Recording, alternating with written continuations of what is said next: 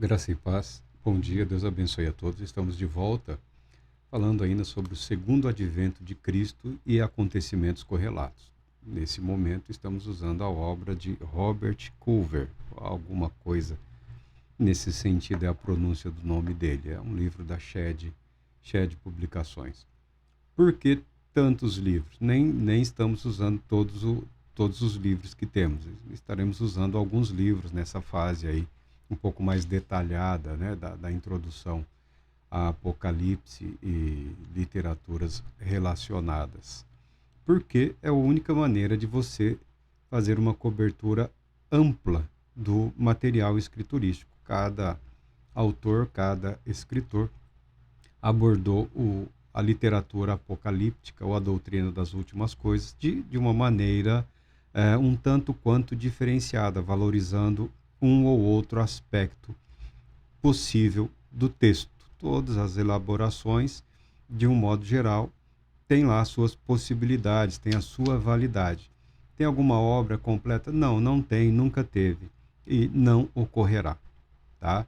É simplesmente impossível desvendar em termos absolutos a literatura que diz respeito à doutrina das últimas coisas. Eu pessoalmente considero relevante hoje, o dia de hoje, a vida cristã hoje, como expressão da fé, como expressão do amor de Deus, como expressão da obra regeneradora e santificadora do Espírito Santo e como uma óbvia preparação para o reino de Cristo Jesus. Ao contrário do que alguns possam pensar, eu não sou obcecado pela doutrina das últimas coisas, tá? Porque o que é importante é o dia de hoje.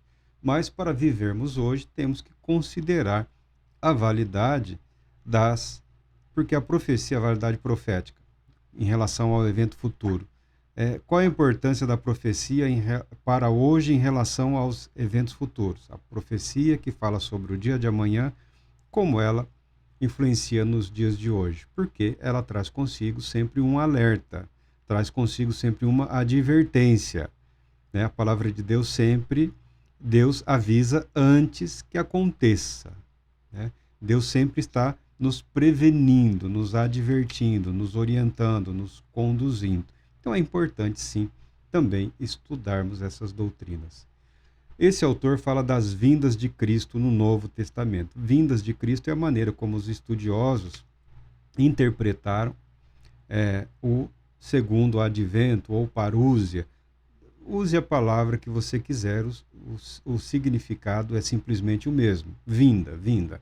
Advento, parúzia, tem o mesmo significado. Estamos falando do segundo advento de Cristo Jesus.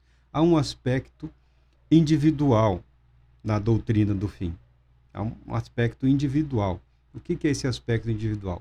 É a morte, o estado intermediário, a ressurreição, o julgamento e, finalmente, o inferno ou o céu. Em algum momento, concentra seu foco no retorno do Senhor em glória. Há um aspecto individual quando se fala da doutrina das últimas coisas, ou da escatologia, ou uma escatologia individual.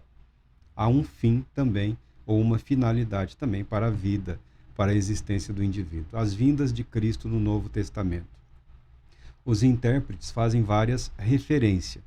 Todas são válidas até um certo ponto. A última, mais intensa, engloba todas as anteriores, que fala do fim de uma era, a era da igreja, ou a era dos gentios, ou o momento em que não há distinção entre o grego ou o judeu, não há judeu nem grego, homem ou mulher. Um período em que o Espírito Santo habita de forma graciosa e poderosa, sem nenhum tipo de distinção na vida de todo aquele que crê, tá? Houve um advento físico na ressurreição de Jesus. Na última ceia, Jesus falou: voltarei para vocês. Dentro de pouco tempo o mundo não me verá mais. Vocês, porém, me verão. Porque eu vivo, vocês também viverão. Um pouco depois, na mesma noite, ele repetiu: mais um pouco e já não me verão. Um pouco mais e me verão de novo. Está no Evangelho de João, capítulo 16. Os apóstolos, os discípulos, ficaram um pouco confusos sobre o que Jesus estaria dizendo naquele momento. Mas os eventos próximos, imediatos, e os eventos futuros esclareceram para todos eles, as palavras de Cristo Jesus. Tá? A segunda, a vinda do Espírito Santo, 15 dias depois da morte e ressurreição, 15 dias depois, foi um tipo de vinda de Cristo. Isso também foi declarado aos 12 no início da noite da paixão. Nós, o Pai e eu, viremos a ele e faremos morada nele. Nele quem? Aquele que ama Jesus. João 14, 23. Mais tarde, Jesus falou do Consolador, que virá para vocês. João 16, 7. Fala de um teólogo aqui. A vinda do reino de Deus no coração do indivíduo, o que todos chamam de regeneração ou novo nascimento, entra em meu coração, Senhor Jesus. A oração do pecador é um tipo de segunda vinda de Cristo, é um tipo de segundo advento de Cristo na vida do indivíduo. Uma outra abordagem diz respeito a João 14:3. Voltarei e os levarei para mim, como Jesus vindo a todo cristão na morte para levá-lo ao aposento ou lugar que está preparado na casa de meu Pai. Normalmente não se pretende com isso a exclusão da vinda final de Cristo Jesus, mas uma abordagem de Cristo vindo para receber aqueles que são seus, aqueles que a ele pertencem na morte. Tá? A destruição de Jerusalém também, e a matança da população, se bem que quando os romanos invadiram a cidade é porque os vários grupos judeus na cidade já estavam se matando também. Tá? A invasão de Jerusalém e a matança de seus habitantes pelos exércitos romanos em 70 d.C. foi uma vinda de Deus em julgamento. A maioria dos intérpretes pensa que isso está indiretamente implícito na parábola de Jesus sobre os lavradores maus. Né? Os judeus entenderam essas profecias como referentes a eles. E os cristãos também não fizeram nenhuma objeção em considerar a destruição de Jerusalém como uma vinda de Cristo em juízo contra a cidade ou a nação que o havia rejeitado. Um tipo de julgamento, um tipo de segunda vinda para julgar. Segunda vinda para julgar.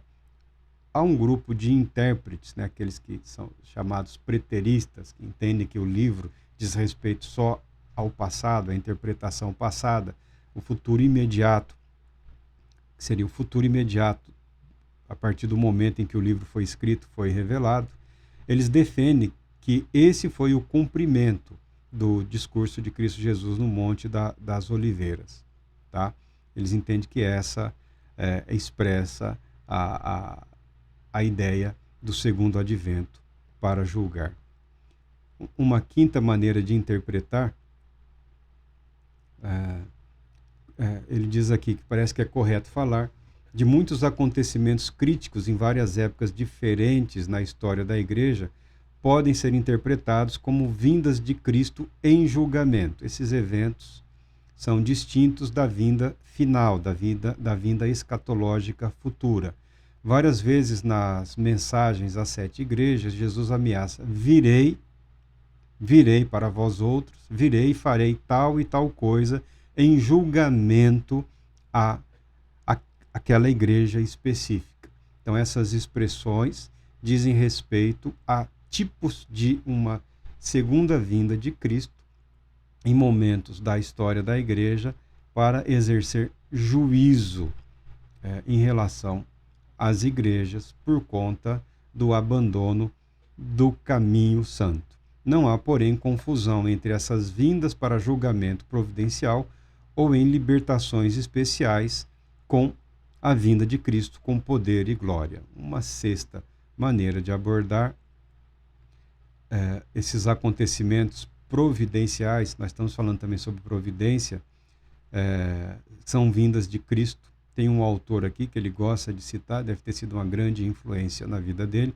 Ele interpretou aqui Mateus 26, de agora em diante vereis o Filho do Homem assentado à direita do Poderoso, vindo sobre as nuvens do céu, como vindas contínuas e sustentadas do agora glorificado Cristo, em manifestação soberana de seu poder em muitos acontecimentos da história. Ele cita estudiosos protestantes europeus que possuem essa mesma opinião. É claro que alguns estudiosos estão presos a esses eventos através da história. Muitos têm dificuldade com o segundo advento de Cristo Jesus, tá bom?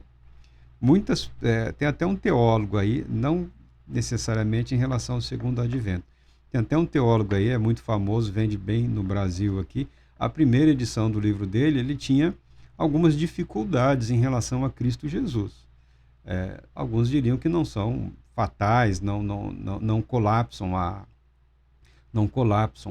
a estrutura teológica do material por ele produzido, mas que ele tinha dificuldades em relação à pessoa, à natureza de Cristo Jesus, ele tinha. E muitos cristãos têm. Algumas pessoas estão mais presas a este mundo, às ambições, né, ao pensamento deste mundo, do que outras. E alguns buscam, na religião, especificamente no ensino doutrinário, ou no ensino teológico, filosófico, uma maneira de suprir essas dificuldades, tá? O ensino teológico e doutrinário ele não tem o objetivo de suprir carência ou dificuldade. A vida cristã é uma vida decorrente de uma experiência espiritual, de uma experiência mística, por assim dizer, que é a regeneração, que é o novo nascimento, é a fé que entra em contato com a graça de Deus e o Espírito de Deus atua na vida, no íntimo do ser, do indivíduo, conduzindo-o à verdade. É claro que há necessidade de doutrina, há necessidade de ensinamento, há uma necessidade de reformulação da estrutura do pensamento, a renovação da mente, né? A doutrina correta, a doutrina santa, a doutrina saudável. Mas a doutrina por si não é capaz de produzir algo que somente o Espírito de Deus pode realizar. Tá bom? O Espírito Santo e a palavra de Deus atuam de forma graciosa e soberana na vida cristã, na vida religiosa cristã. Doutrina é importante, ensino é importante, trabalho é importante, viver é também muito importante. Mas não tenha essa ilusão, não tenha esse pensamento. As dificuldades surgem na vida de todos. Estudamos por quê? As dificuldades já surgiram na vida de outros que conseguiram superá-las pela fé em Deus, pela orientação do Espírito Santo, pela direção da palavra de Deus e pelo estudo de material produzido para abençoar a vida daqueles que creem. Tá? Tem muito material aí que pode ajudar muito nesse processo, nesse ato, porque eles conduzem a pessoa à Escritura Sagrada, conduzem a pessoa à necessidade do agir soberano do Espírito Santo. Conhecimento doutrinário não é sinônimo de novo nascimento. Conhecimento de liturgia, conhecimento de doutrinas cristãs não é sinônimo de regeneração. Vida cristã é sinônimo de vida conduzida pelo Espírito Santo. E tem, por fim, o advento chamado escatológico, o advento final de Cristo Jesus. Há quem diferencia o primeiro advento do segundo advento. O primeiro advento, ele realiza todas as coisas no que diz respeito à salvação da humanidade. A salvação da humanidade. Eu deixo bem claro, salvação da humanidade. Não caio nessa esparrela de salvação de eleitos e predestinados. Isso daí é uma abordagem decorrente do estudo do caráter de Deus, da natureza de Deus, dos atributos de Deus. E quando você aborda um tema de acordo, não só com a soberania de Deus, né, mas de acordo com a onisciência de Deus, você entende que Deus conhece o futuro. Por Deus conhecer o futuro, ele sabe quem são aqueles que tomarão a decisão santa e a decisão correta. Ah, mas isso obriga as pessoas. Isso não obriga a nada. Isso não altera em nada a verdade escriturística de que o homem é totalmente responsável pelas suas decisões, pela sua vida. Isso não significa que o homem é capaz de decidir sem a cooperação do Espírito Santo, sem a cooperação da palavra de Deus. Se você cair numa abordagem equivocada, eu digo até esquizofrênica, de eleição e predestinação, você será um cristão deformado, não será nem reformado, será um cristão deformado. Como se você cair nessa conversa de que o ser humano é capaz, por si só, de decidir se quer ou não a salvação de Deus, você também será um cristão deformado. Tá? Ah, mas como nós equilibramos? Ninguém sabe, nós não conseguimos. Ninguém conseguiu até hoje. Não serei eu, não será você, não será nenhum de nós. Ninguém conseguiu harmonizar essas doutrinas escriturísticas. Por isso, são doutrinas que exigem fé, exigem submissão, exigem confiança e exigem também a decisão de viver de modo coerente com a fé que se professa, que se declara. Expressar na própria vida o caráter de Deus. É a grande dificuldade, a grande luta, é a grande batalha. É a dificuldade de todo mundo. Não importa o quão caricato a pessoa deseje ser, né, de santinho, aquelas palavrinhas sempre repetidas, aquele jeito, aquela indignação ridícula, bizarra, tolo, né, tudo, isso não pode, isso ofende, isso magoa, né? Não engana ninguém mais, essas coisas aí, não engana ninguém. Ou você se dedica a viver de acordo com a palavra de Deus, ou você simplesmente vai vivendo aí do jeito que você julga a melhor maneira. E a Bíblia declara que todo aquele que quer viver piedosamente será perseguido. Será perseguido. Não diz por quem, provavelmente por todos. Tá bom? Não tenha esse medo. O segundo advento, o advento escatológico, no fim da presente era, que nós chamamos de era da igreja, ou o período em que os gentios foram aceitos no pacto, na aliança, tá? Não só como objetos de salvação, mas como agentes da proclamação do evangelho da salvação da humanidade, pela graça de Deus, mediante a fé em Cristo Jesus. Tá bom? Não é uma eleição, não é um determinismo. Foi colocado aqui, está salvo. Tá? Foi colocado aqui pela graça salvadora de Deus em Cristo Jesus. E uma vez salvo, está debaixo das leis da graça. Tem lei, tem regra, tem um pacto de compromisso. Quando nós falamos de salvação pela graça, mediante a fé, não é difícil a pessoa compreender que o ser humano nada fez para proporcionar a própria salvação. Isso é um ato gracioso e soberano de Deus em Cristo Jesus. É um favor imerecido. Mas há uma outra pergunta, que a maioria das pessoas não querem fazer. Esse favor que ninguém mereceu, essa graça maravilhosa, essa graça que escandaliza, essa graça que chega até a ofender, esse Deus crucificado que ofende a muitos, que deixam outros indignados. Não, nunca, não aceito isso. É um absurdo. A questão não é o quanto Deus é capaz de amar. A questão não é o quanto Deus se propôs a resgatar e salvar. A pergunta é o que essa graça, o que esse favor imerecido exige daquele que crê. Tá bom? E o que a graça exige? Eu, pessoalmente, acredito que ela exige absolutamente tudo que ela se propõe a realizar em nós. Mas aí é impossível, é claro que é impossível. Nós estamos falando de um milagre, do agir de Deus, do impossível de Deus ocorrendo na vida humana. É sempre impossível, mas o que é impossível para nós foi e permanece possível para Deus.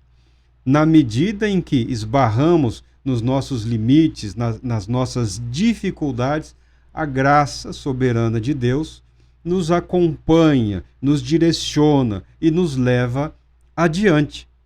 Se alguém acredita que a graça de Deus, que o amor de Deus não exige absolutamente nada do pecador, em termos de fé ou decorrente da fé, está completamente equivocado.